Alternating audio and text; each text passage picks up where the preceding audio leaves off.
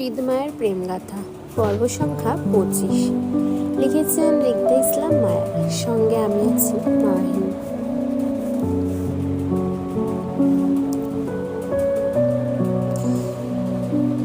জুঁয়ের দিকে এক পলক তাকিয়ে মায়া উঠে দাঁড়ালো। পরীক্ষার ফাইলপত্র গুছিয়ে কলেজ ব্যাগটা কাঁধে নিল। কারোর সাথে কথা বলতে ইচ্ছা করছে না মায়া। কেউ হয়তো মায়ের কষ্টটা বুঝতে পারবে না, তাই আর কাউকে বোঝানোর চেষ্টা করলো না। সোজা গেট ধরে বাসায় চলে যাবে। আজ কোচিং করতে মন চাচ্ছে না। যদি মন ভালো হয় তাহলে বিকালে কোচিংয়ে যাবে, নয়তো না। মায়াকে ব্যাগ নিয়ে উঠতে দেখে শ্রেয়া নাদিয়া দুজনই তাড়াহুড়ো মায়ের পিছন পিছন ছুটল। কিন্তু জুঁই গেল না, কারণ ওর মন ভীষণ খারাপ হচ্ছে মায়ের জন্য। মায়ের জেদ কোথায় থেকে কোথায় নিয়ে যায় ওদের আল্লাহ জানে। সবচেয়ে বড় কথা হলো মায়া জেনে শুনে কেন নিজের ক্ষতি করতে চাইছে সেটাও জুঁই বুঝতে পারছে না। মায়ের চিন্তায় চিন্তায় জুঁই বেশ কিছুক্ষণ সেইভাবে টেবিলের ওপর কপাল ঠেকিয়ে বসে রইল। হঠাৎ ফোনের ভাইব্রেটর শব্দের ঘোর কাটলো। ব্যাগ থেকে ফোনটা হাতে নিতেই দেখলো পরিচিত একটা নাম্বার। মন খারাপগুলো যেন তক্ষুনি কোথায় ছুটে পালালো জুঁয়ের। লাজুক হেসে ফোন কানে তুলে সুন্দর করে সালাম দিল। আসসালামু আলাইকুম। ওয়ালাইকুম আসসালাম। আপনি কোথায় জুঁই? পরীক্ষা শেষ আপনার? জি শেষ, আমি কলেজেই আছি। রাতে কল দিয়েছিলাম জুঁই, আপনার নাম্বারটা ব্যস্ত ছিল অনেকক্ষণ যাবত। আপনি কি রাতে কারোর সাথে কথা বলছিলেন জুঁই? রাতে ফোন আলাপে মায়া ছিল সেটা বুঝতে সময় লাগলো না জুঁইয়ের, কিন্তু ফোনের ওপাশের ব্যক্তিটির কাছে মায়াকে ছোট করতে চাইল না বলে মিথ্যা বলে বাসা থেকে ফোন ছিল, কথা বলছিলাম আমরা। ফোনের ওপাশে লোকটা হয়তো বিশ্বাস হলো না জুঁইয়ের কথা। অনেকটা অবিশ্বাস নিয়ে ফের প্রশ্ন করে বলল, এত রাতে বাসা থেকে ফোন?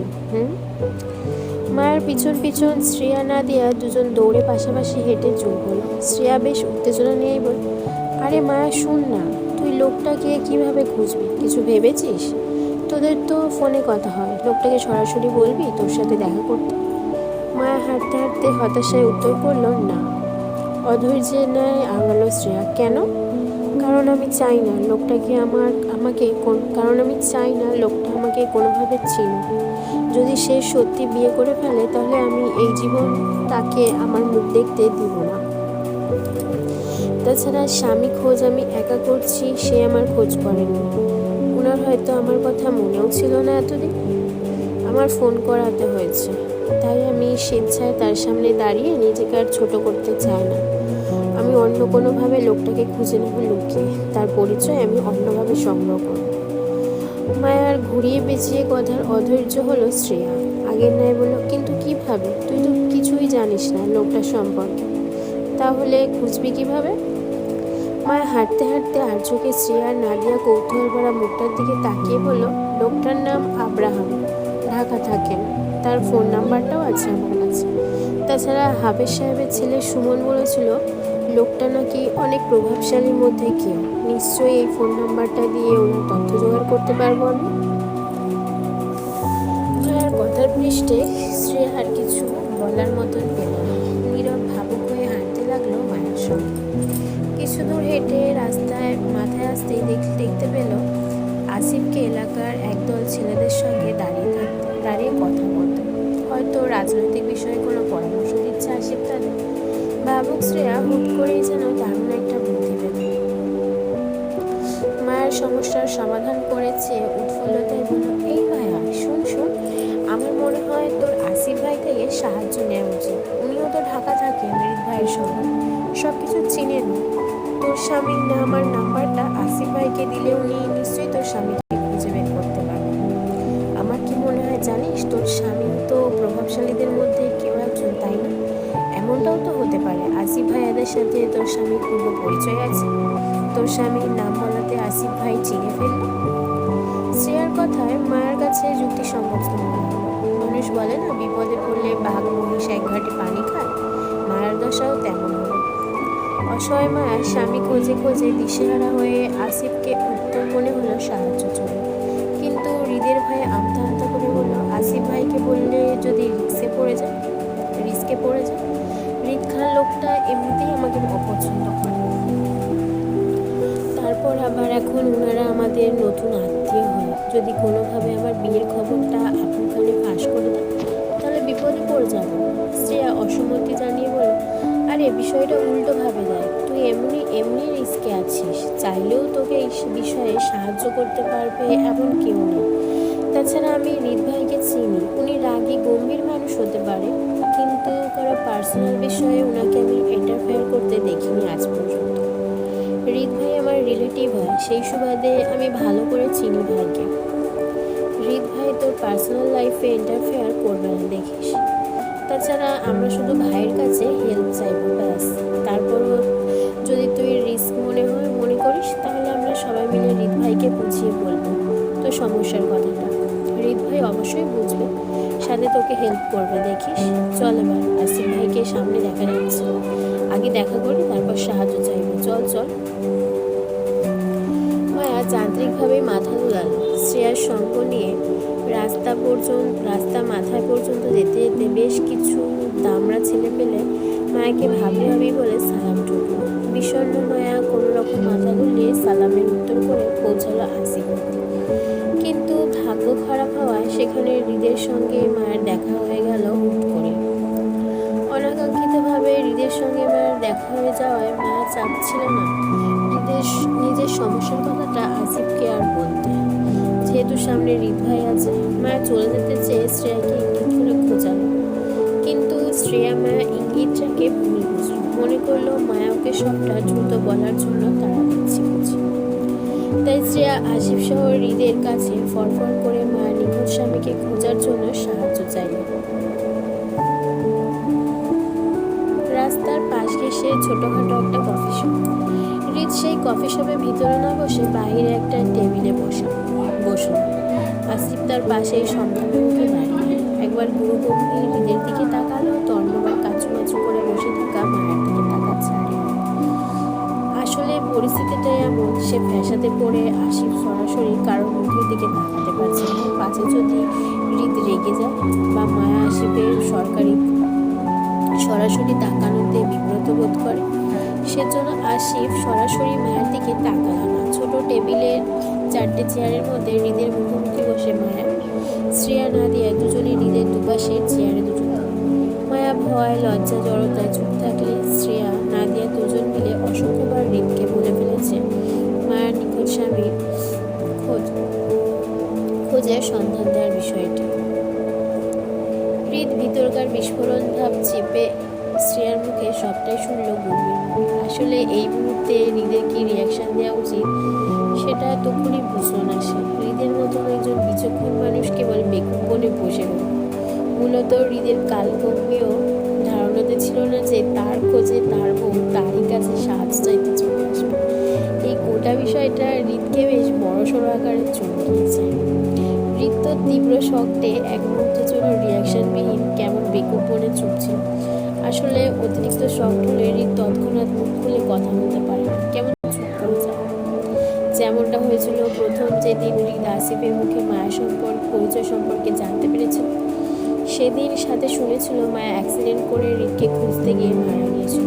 তখন হৃদ এক মুহূর্তের জন্য ঠিক আজকের মতোই চুপ করে গিয়েছিল। মূলত হৃদের গলা চেপে গিয়েছিল অতিরিক্ত শখে।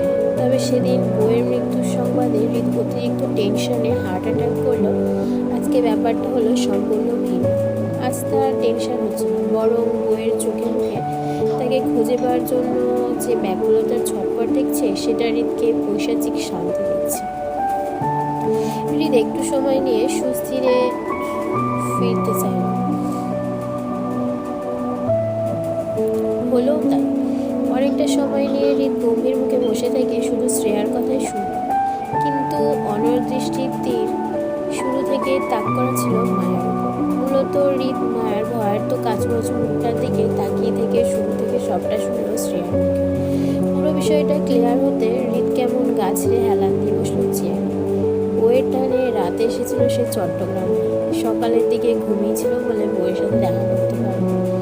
এখন কাটকাট দুপুর, মায়ের পরীক্ষা শেষ, তার ভাবনা ছিল এখন মায়ের সাথে দেখা করার, কিন্তু তার আগেই মায়া একবারই দেখা করতে আসে হৃদের সাথে, তাও নিখোঁজ স্বামীর সন্ধান।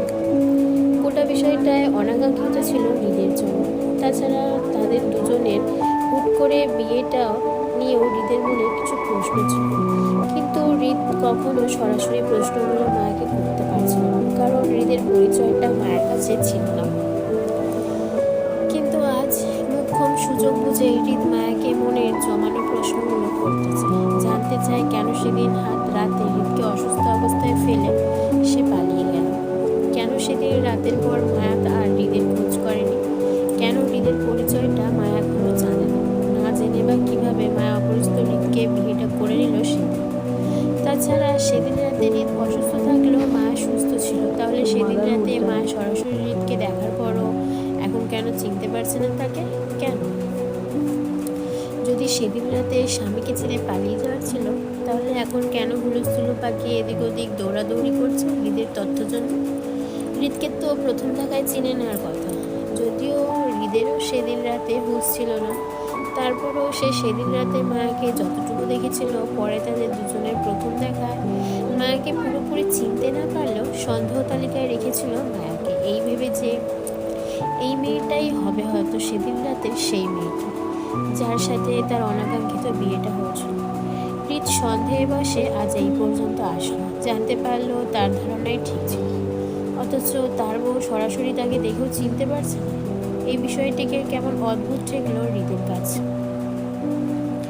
সেজন্য মূলত হৃদ সুযোগ বুঝে এখন সকল প্রশ্নগুলো মায়াকে করতে চায়, কিন্তু তারপরও মায়াকে তার আসল পরিচয় আপাতত দিবে না সে, অন্তত বউ তার যতদিন না পর্যন্ত নিজ থেকে হৃদকে খুঁজে পাবে ততদিন। কপাল কুঁচকে হৃদ মায়ের দিকে তাকিয়ে প্রথম প্রশ্নটা করে বলল, কি এমন পরিস্থিতি ছিল যে স্বামীর মুখ দর্শন না করেই সোজা বিয়ে করে ফেললেন? হৃদের স্বাভাবিক কণ্ঠের প্রশ্নে চট করে মুখ তুলে তাকালো মায়া। সবগুলো উৎসুক দৃষ্টি মায়ের দিকেই তাক করা, সবাই প্রশ্নটার উত্তর চায় এমন। মায়া জড়তায় ইতস্তত বোধ করলো উত্তরটা দিতে। হৃদ তখনও মায়ের দিকে প্রবল দৃষ্টিতে তাকিয়ে। শ্রেয়া মায়ের ইতস্ততা বুঝে হৃদের প্রশ্নের উত্তর দিতে চেয়ে বলতে চাইল, আসলে ভাই ওদের। টেবিলের ওপর হৃদের হাতটা ইশারায় শ্রেয়াকে দেখি নামিয়ে দিয়ে হৃদ শক্ত গলায় ধমকে বলল, তুই উত্তর দিচ্ছিস কেন? প্রশ্নটা কি তোকে করেছি? তুই ছিলি সেদিন রাতে ওর সাথে? হৃদের শক্ত গলায় থেমে যায় শ্রেয়া, আগ বাড়িয়ে আর মুখ হলো না সে। হৃদ যে শক্ত ধাঁচের মানুষ দেখা গেল, শ্রেয়া যদি আবার আগ বাড়িয়ে মায়ের হয়ে উত্তর দিতে চায়, তাহলে থাপ্পড় একটা আজ কপালে জুটবে নিশ্চিত। হৃদের ধমকে শ্রেয়া চুপ করে যেতেই মায়া খানিকটা ভয়ার্থ হল, কাচুমাচু করে রিনরিনিয়ে হৃদের প্রশ্নের উত্তরে বলল, আসলে সেদিন রাতে ওই লোকটাকে আমার ওইভাবে দেখার সুযোগ হয়নি। নিজের পরিবারের লোকদের থেকে বিচ্ছিন্ন হয়ে আধার রাতে আমি পথ হারিয়ে দিশেহারা ছিলাম। লোকটাও অ্যাক্সিডেন্ট করে সেদিন রাস্তায় পড়েছিল, কপাল ফেটে ওনার মুখ ঢেকেছিল রক্তে। রাতে অন্ধকারে ঝড়ঝাপটায় যতটুকু দেখেছিলাম তাকে, সেটা আমার এখন আর অতটা মনে নেই। তাছাড়া পরিস্থিতি এমন ছিল যে আমার ভাবনাতেও ছিল না লোকটাকে মনোযোগ দিয়ে দেখব বলে। আমি ছোট মানুষ ছিলাম, তারপর পথ হারিয়ে একটা অ্যাক্সিডেন্টের মানুষ নিয়ে ভয় পেয়ে গেছিলাম। ওই লোকটার হয়তো সুগারের সমস্যা ছিল, সেজন্য ঠিকঠাক দাঁড়াতে পর্যন্ত পারছিল না। ওই পরিস্থিতিতে লোকটার মুখ আমি কতটুকু দেখেছিলাম সেটা এই মুহূর্তে আমার মনে নেই। বিগত 2 বছর হয়েছে আমাদের বিয়ে, অনেকটা সময় চলে যাওয়ায় লোকটার মুখ আমি ভুলে গেছি, এখন আমার আর মনে নেই। তবে যতটা মনে আছে লোকটা বেশ লম্বাটে আর বলিষ্ঠবান টাইপের ছিল, তাকে সামলাতে আমার বেশ হিমশিম খেতে হয়েছিল।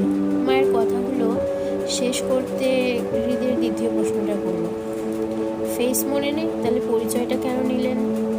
বললাম তো পরিস্থিতি এমন ছিল যে আমার অত কিছু মাথায় আসেনি, মাত্র 9ম শ্রেণীতে পড়তাম, বুদ্ধি খাটিয়ে কিছু করার মতো পরিস্থিতিতে ছিলাম না। আমি ভীষণ ভয় পেয়ে গেছিলাম, একটা অপরিচিত অসুস্থ মানুষকে নিয়ে আবারও কতগুলো অপরিচিত লোকদের মাঝে পড়লাম। তারপর আবার সেই অপরিচিত মানুষগুলো আমাদের সাহায্যে আগে প্রথমে আমার চরিত্রের দিকে আঙুল তুলে কেমন হুমকি ধামকি দিয়ে এক প্রকার ভয় দেখিয়ে আমাদের বিয়েটা দিল। এতে আমি ভীষণ আতঙ্কিত হয়ে ভয় পেয়ে গেছিলাম। তাছাড়া আমার সাথে লোকটার মানে যার সাথে আমার বিয়েটা হয়েছিল তিনিও তেমন সেন্স ছিল না, মানে উনি অর্ধজ্ঞান হারা ছিল, সেজন্য সবাই সহজে আমাকে দোষারোপ করে দাঁড় দিচ্ছিল। আমি তাদের বলার সুযোগ পাইনি যে অসুস্থ লোকটাকে আমি চিনি না পর্যন্ত।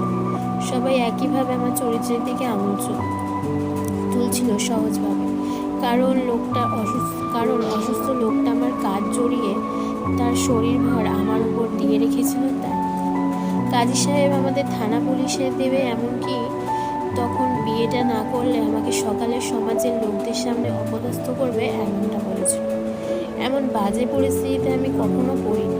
এসব পরিস্থিতিতে পড়লে মানুষ কি করতে হয় বা কীভাবে সামাল দেওয়া লাগে সেটাও জানতাম না। শুধু মনে মনে দোয়া করছিলাম কেউ আমার হয়ে আসুক আর আমাকে ওই খারাপ পরিস্থিতি থেকে বাঁচিয়ে নিয়ে যাক, আর নয়তো অসুস্থ লোকটা আমার হয়ে কিছু বলুক। কিন্তু সেদিনের মতন আমার কোনো দোয়াই কবুল হয়নি। তাই জানের ভয়ে শুধু চুপ থেকে গেলাম, আর যে যেটা বলছিল সেটা করছিলাম। তাছাড়া আমাকে বিয়ে করতে অসুস্থ লোকটাও কোনো আপত্তি জানাচ্ছিল না। সে অজ্ঞান না হলেও কিছুটা হুঁশেছিল। আমি ভেবেছিলাম লোকটা হয়তো কিছু বলবে বিয়ের আগ মুহূর্তে তাদের, কিন্তু তিনি কিছুই বলেননি। সেজন্য আমারও কিছু করার ছিল না। হাফেজ সাহেবের পরিবার ভাবছিল আমি আমার স্বামীর গার্লফ্রেন্ড হব। তাকে নিয়ে রাতে কোথাও ধরা খেয়ে হাফেজ সাহেবের বাড়িতে আশ্রয় নিতে চাইছিলাম। সেজন্য আমাদের বিয়ে পড়িয়ে দেয়। আর আমি চাপার আগে ভয়ে হঠাৎ স্বামী হওয়ায় লোকটার পরিচয় পর্যন্ত জানতে চাইনি কারো কাছে, এমনকি হাফেজ সাহেবের পরিবারের কাছেও চাইনি। বিয়ের সময় অতিরিক্ত কান্নাকাটি আর ভয়ে স্বামী নামটা গাজী সাহেবের মুখে শুনতে মনে ছিল, কিন্তু কাবিননামায় ঠিকই দেখেছিলাম স্বামী নাম, কিন্তু ইনিশিয়াল সিগনেচার হওয়ায় গুড় প্যাচের নামটা আমি বুঝতে পারিনি কি ছিল। সেজন্য তার নামটাও আমার জানা ছিল না। মায়ের দীর্ঘকথা অতলে হৃদের তৃতীয় প্রশ্নটা আসলো সাথে সাথে, তাহলে আপনার স্বামীর কাছ থেকে কেন জানতে চাইলেন না তার পরিচয় সম্পর্কে? ওই লোকটাকে সাহায্য করতে যেয়ে আমি এত বড় বিপদে পড়লাম, তারপর সে আমাকে সাহায্য না করে চুপচাপ বিয়ে করে নিল বলে রাগে আর ভয়ে স্বামীর পাশ ঘেঁষেনি। সে রাতে দূরে দূরে ছিলাম। সে রাতে হাফেজ সাহেবের বউয়ের ফোন থেকে আরিফ ভাইয়াকে কল করে শেষ রাতের দিকে আমি পালিয়ে এসেছিলাম সেখান থেকে, যেন লোকটা সকালে হুঁশে ফিরে আমাকে আর খোঁজে না পায় সেজন্য। চতুর্থ প্রশ্ন করে বলল রিত, তখন স্বামী থেকে পালিয়ে বাঁচতে চাইলে এখন কেন তোকে খোঁজ করতে চাইছেন? তখন আমি ভীষণ ভয় পেয়ে পালিয়ে গিয়েছিলাম। আমার চারপাশে সবাই অপরিচিত ছিল বলে আমার মনে হচ্ছিল সেখানে আমি সেফ না। নিজের জীবনের তাগিদে পালিয়ে গিয়েছিলাম, কিন্তু ইদানিং মনে হচ্ছে লোকটাকে আমার খোঁজা দরকার। সেজন্য বেশ কয়েকবার নরসিংদী গিয়ে হাফেজ সাহেবের বাড়ির লোকেশন অনেক কষ্টে খোঁজে বের করি, কিন্তু এত কিছু পরও আজ পর্যন্ত লোকটার সম্পর্কে তেমন তথ্য বের করতে পারলাম না, শুধু নাম আর নাম্বারটা ছাড়া। হাফেজ সাহেব কিছুতেই আমাকে ওই লোকটার নামটা বলেনি। আমি অনেক অনুরোধ করেছিলাম ওনাকে, তারপরও তিনি বলেনি আমাকে। শুধু বলেছে কোনো এক প্রভাবশালী লোক নাকি আমার স্বামী। আমার মনে হচ্ছে ওই লোকটা কোনো গুন্ডা বা খারাপ টাইপের মানুষ হবে, সেজন্য হাফেজ সাহেব ওনার নামটা বলতে ভয় পাচ্ছে। কিন্তু আমি হাফেজ সাহেবকে এটা বোঝাতে অক্ষম হলাম যে আসলে আমার স্বামী যদি খারাপও হয় তারপরও আমার তার সন্ধান চাই মানে চাই। স্বামী নামক লোকটা খারাপ হতে পারে এমনটা জেনে বুঝে আমি তাকে খুঁজছি এতদিন ধরে। এবার আপনার সাধ্যে থাকলে আমাকে একটু সাহায্য করে ওই লোকটার তথ্য জোগাড় করে দিতে পারবেন? বেশি কিছু জানতে চাই না, শুধু ওই লোকটা কে সেটা বললেও চলবে। স্বামীর সন্ধান নিয়ে কী করবেন? শুনলাম আপনার স্বামী নাকি আরও দুটো বিয়ে করেছে, কথা কি সত্য? আর তৃতীয় বউ হওয়ার ইচ্ছা আছে নাকি? হৃদের সহজ কথাটা মায়া সহজভাবে নিতে পারল না। ঘুমরে ভিতরকার কষ্টগুলো যেন মায়ের গলা চেপে গেল। মায়ের ভীষণ কষ্টে কান্না পেল, কিন্তু হৃদের সামনে কেঁদে নিজের দুর্বলতা প্রকাশ করতে চাইল না।